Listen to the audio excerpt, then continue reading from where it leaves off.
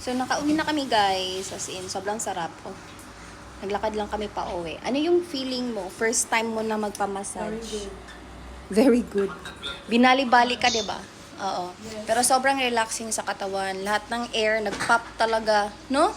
Yes. Nag-pluk. As in, na-feel ko talaga yung ano ba, basa. Ewan ko. Kasi pang ilang beses ko na to nagpapatay massage palagi doon sa suki ko. So, pag nakaka-feel ako ng something sa katawan ko or napapagod ako, doon talaga ako nagpapamassage.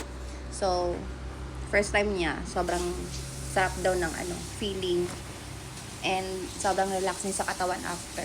Parang lahat ng hangin mo sa katawan nawawala, ganun. So, bye!